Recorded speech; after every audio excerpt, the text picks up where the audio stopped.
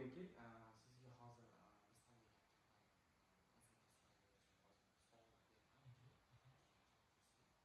Xo'p, Oybeki, uzun tezkor haqida Uzun tezkor birinchi navbatda reklamada ko'rgan bo'lsangiz, любой Instagramda o'tirsangiz ham boshqa ko'p endi Instagramda o'tiramiz. O'shanda chiqib qolgan, o'shani ko'rganmiz. Xo'p, Oybeki, sizni qaysi taraflari uzun tezkorni tanlash uchun anaqa bergan, kuch bergan? Birinchi navbatda boshida ko'rganimda aytganimizdek, biz ko'p ofisda o'tiramiz, shu sababdan ko'p zakaz qilamiz. Haftada 4-5 marta zakaz qilamiz. Shu sababdan biz oldin juda ko'p dastlabki kompaniyalardan foydalanganmiz. Uzun tezkor chiqqanda men bitta narsaga e'tibor berganman. Главный fishkasi desa ham bo'ladi. Dastlabkasi tekin degan. Ozuqaga polisi dastlabki tekin. Shunisiga qiziqaman birinchi navbatda. Qaysi yaxshi taraflari bor uzun tezkorda boshqa kompaniyalardan? Ekspress xizmatlardan. Xo'p, ustun taraflari birinchi aytganim dastlabkasi tekin. Bu katta fishkasi desa ham bo'ladi. Ikkinchi tarafi to'g'ri, bu hamma nimalarda bor. Dastlabkachilarda bor. Skidka qilishadi. Lekin uzunda juda ko'p skidka berishadi. Misol uchun 2+1, 1+1, -35, -45, даже -50 gacha skidka bor. Bu degani o'sha restoran nimalar bilan yaxshi shartnoma tuzilgan. Shuni hisobiga skidkalar yaxshi juda.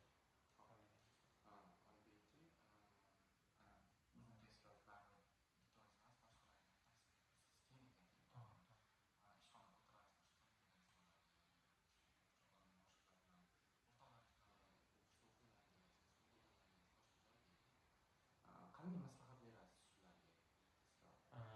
Uzun tezkor o'ziga bo'lsa, основной servisiga главный очередь bu servis o'zi usulga hisoblangani uchun usulga главный e'tiborni qaratish kerak. Birinchi navbatda misol uchun birinchi navbatda shu usulga главный e'tibor berish kerak. Xo'p, keyingi savolimiz, uzun tezkor ishlash kачествоsi endi kачество to'g'risida gap ketsa, usulda birinchi navbatda kачество hisoblanadi. Lekin hamma sohada hamma ham xato qiladi. Biz ham aytganimdek, ko'p zakaz qilib turganimiz uchun bilamiz. Orada uchrab turadi, yo'q demayman. Misol uchun bir oyda 2 marta, bir oyda 3 marta kamchiliklar bo'ladi. Buni aytishdan shart emas. Hammada bo'lib turadigan bo'lgani uchun birinchi navbatda aytmoqchi bo'lganim, kamchiliklarni tuzatishga harakat qilish kerak ko'proq. Buni qanaqa qilsak bo'ladi? Buni kuryerdan olayotganda просто tak olmasdan, imkoni bo'lsa bir soat yoki bir kun vaqtini ajrattirib, qanaqa sistemada ishlanadi, nima o'zi bu, tanishtirib, klientlarga bo'lgan muomala, qanaqa dastlabki qilish kerak, hammasini o'rganish kerak bo'ladi. Keyingi savolimiz Oybeki,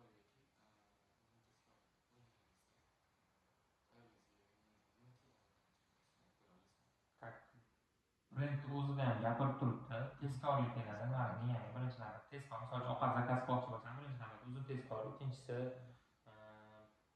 skidkalar ko'p bo'lgani uchun bizga yoqadi misol uchun. Xo'p, keyingi savolimiz, uzun tezkor brend reputatsiyasi Bemalol aytolmayman, pozitivniy, даже yuqori desa ham bo'ladi. Ancha nimani juda zo'r kirib keldi birinchi navbatda kirib kelgan. Eshitganim uzun market bo'lib kirib kelgan. Orqasidan uzun bank bo'lib ochishdi va uzun tezkor. Xo'p, hozirgi kunda servis kачестволari qanday hozirgi kunda? Aytib bera olasizmi uzun tezkorda? Servislari agar 100% ball bo'yicha oladigan bo'lsak, hozirda 80-90 orasida bo'ladi. Servis yaxshi, qolganlarga nisbatan zakaz qilamiz. Faqat endi uzun tezkor emas, qolganlarni zakaz qilamiz. Shu shkala olgan bo'yicha yuqorisini uzun tezkordan aytolmayman. Endi keyingi savolimizda menga aytib bera olasizmi? Uzun tezkor narsa zakaz qilasiz. приложениyaning kabi o'zini приложенияsi bor, uzun tezkor kirib, o'rta o'ziga yoqqan buyurtmani berasiz. To'lov turini tanlab, manzillaringizni tanlab zakaz qilasiz va kelganda yoki kelmasdan oldin to'lovni qilib olib. Xo'p, Oybek, nima intervyu olayotgan, oradan o'zim savolim qilib kelsam demoqchiman. Hozirgi kunda ko'psiz bo'ladi, o'zim berishni cho'sqa qilamiz, zakaz qilaman, 4-5 ta olib ko'raman, zakaz qabul qilib oladi. Xo'p, hozir bizga bo'ladi, biz ishlayapsiz, kelyapti, to'g'ri ishki, zakaz kelmasdan cho'tib kelyapti. Lekin to'lov keladigan bo'lsak, hozirgida qayerdan to'laysiz bo'ladi, naqd to'laysiz bo'ladi. Naqd to'layotganimizda ba'zilarida qaytarma bor, shuni qanaqa yechim bera olmaymiz. Endi bu narsa avvalambor o'zimizga ham bog'liq. To'g'ri, pulli borgan sari yillashib ketyapti. Lekin ularni ham to'g'ri tushunish kerak. Ular ham misol uchun tirikchilik qilishga chiqqan odamlar har doim oldida ko'p pul bo'lmaydi yoki mayda bo'lmaydi. Bizga o'xshagan odamlar ko'p. Yili berib turib hamma mayda pulini olib qo'yishi mumkin. Shu narsani to'g'ri tushungan holda mayda pullarni o'zimizdan berishga harakat qilishimiz kerak. Xo'p, Oybek, keyingi savolimiz, brendni manavi reklama qiladi, har xil joylarga tarqatadi. Shuni qanaqa qilasiz? Hozirgi kunda ko'ramiz, Instagramda ancha reklama chiqib kelyapti. To'g'risini aytganda yoqmaydi-da. Endi bu uzun tezkordan katta kompaniyalar reklama qiladi. Hop, reklamaga bitta misol bilan keltirib beraman sizga. Coca-Cola kompaniyasini bilsangiz kerak. Hamma butun dunyo taniydi. Coca-Cola kompaniyasi reklamaga muhtoj kompaniya emas. Lekin shu paytgacha, shu kungacha o'z daromadini 5 dan 10% ajratadi. Bu milliard dollarlar. Bu degani nima demoqchiman? Haqiqiy katta gigimon kompaniyalar ham haligacha o'zini brendini reklamaladi. Bu nima uchun? Bu o'zini brendini borligini ko'rsatib turish uchun va eslatib qo'yish uchun. Xo'p, keyingi savolim, Oybek, sizga mana uzun tezkorga ovqat zakaz qilsangiz yoki boshqa narsa zakaz qilsangizda qanday qiyinchiliklarga duch kelasiz? Shularni bera olasizmi? Qanday ularni yechim qilsa bo'ladi? Hop, qiyinchiliklar o'zi yo'q. Yechim ancha sodda qilib qo'yishgan.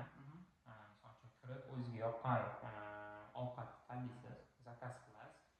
Даже shu darajada oson qilib qo'yishgan. Bitta misol uchun zakaz qildingizmi, sizga keyingi safar ko'rsatib turadi. Nimani zakaz qilsa, misol uchun rekomendatsiyada shu narsani ko'proq ko'rsatadi. Keyin narsani o'zi pastga tushirib yuboradi. Shu narsalar yaxshi. Xo'p, Oybekka qanday bir rivojlanish tavsiya bera olasiz? Lekin maleyskiy bo'lsa ham qanday rivojlanish tavsiya bera olasiz? Hop, kichkina o'sish desa bo'ladi unda. Как boshida aytganimdek, kuryerlarni avvalambor bir kun vaqt ajratib, bir kunda misol uchun nechta kuryer qabul qilinadi? 1 soatmi, bir kunda 3 soatmi yoki imkoni bo'lsa bir kundan sarflab turib, hamma protsesslarni tushuntirib turib, boshida o'qitgan yaxshi. Shu narsa ancha yordam beradi uzun tezkorga. Sababi uslugida kuryerlar birinchi navbatda turadi. O'tda yuzi bo'lib. Xo'p, Oybekka qanday o'zgarishlar kiritsak bo'lganini kiritamiz? Hop, o'zgarish deganda uzun tezkorga hozirgi kunda o'zgarish kiritish qiyin. Chunki shu paytgacha o'zbek ancha narsa qilishdi. Hozirda o'zgarish kiritish niyatim yo'q.